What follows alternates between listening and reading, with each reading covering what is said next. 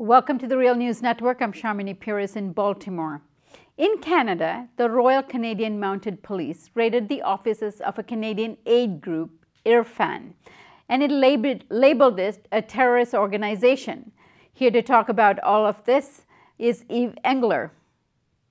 Yves Engler is a Canadian commentator and author. His most recent book, The Ugly Canadian, Stephen Harper's Foreign Policy. Yves, what's going on in Canada? Well, this is a big step forward in the Conservative government's extreme pro-Israel policy, labeling a Toronto area Muslim charity a terrorist organization. Only the second time that a domestic organization has been labeled a terrorist organization, added to Canada's terrorism list. This is a campaign, a decade-long campaign that the Conservative government has been waging, the Conservative Party has been waging against this, the International Relief Fund for the Afflicted and Needy, which is operating in numerous countries around the world, obviously including Palestine, the West Bank, and Gaza.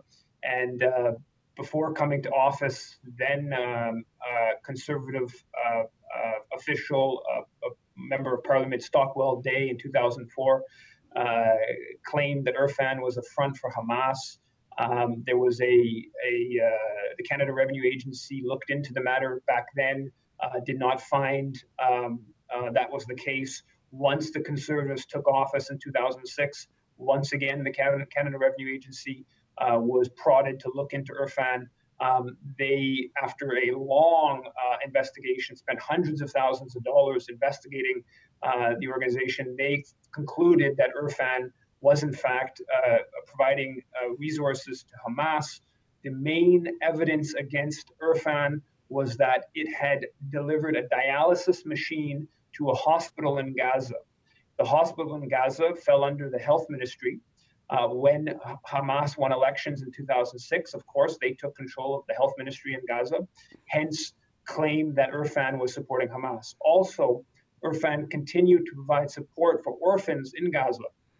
The money was channeled through the post office. The post office, again, when Hamas won elections in 2006, was overseen by Hamas. So you have the Canada Revenue Agency claiming that this money was because it was, because a dialysis machine and money through the post offices, which are operated by or overseen by Hamas, therefore Orphans was supporting Hamas.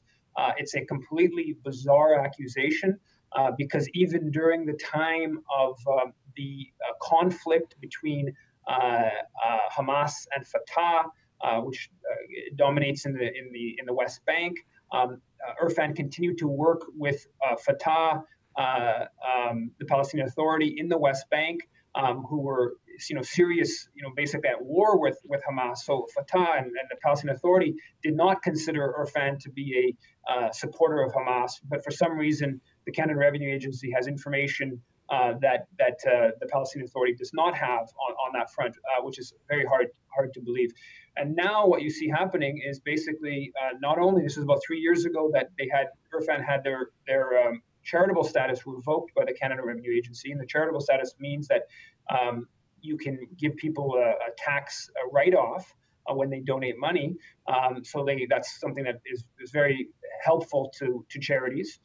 But now they had their charitable status revoked 3 years ago, and now they're actually being branded as a terrorist organization. And this happens only a week before Orphans was going to court with the Canada Revenue Agency over the matter of having their charitable status revoked. So the timing of this attack against, or the listing of Orphans, is a very questionable timing. But this has to be seen in the context of the Conservatives' ardently pro-Israel policy, their repeated attacks against non-governmental organizations, solidarity groups that in one way or another have supported the Palestinian cause. Yves, it appears that there's a coordinated effort by the Canadian government to isolate organizations working in Palestine, and is there a similar assessment of organizations,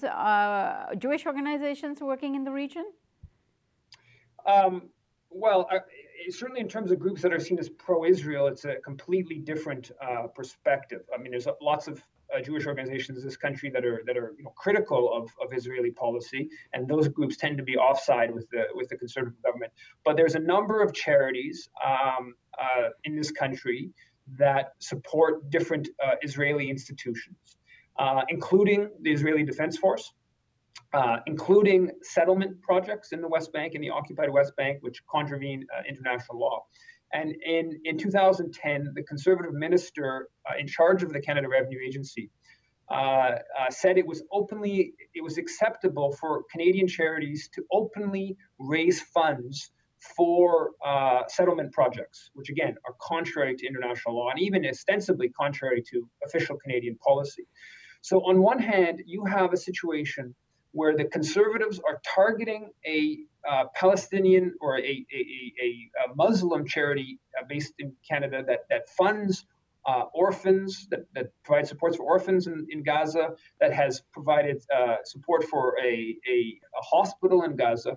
So they are targeting them and they're actually accusing them of being terrorists. On the other hand, they're making it openly acceptable for registered charities in this country to raise funds for settlements, to continue to support the Israeli Defense Force. So so this is ostensibly being subsidized by the Canadian taxpayer, because registered charities provide tax receipts to donors, and that can be as much as 40% of the money ostensibly comes from Canadian taxpayers. So the double standard on this issue is just completely flagrant, where it's one more example of the conservative government supporting Israel, and not just Israel, but the most aggressive and expansionist forces within Israel through the tax code in this country, and allowing for donations to the settlements underwritten by the Canadian taxpayer. Yves, thank you for joining us. Thanks for having me. Thank you for joining us on the Real News Network.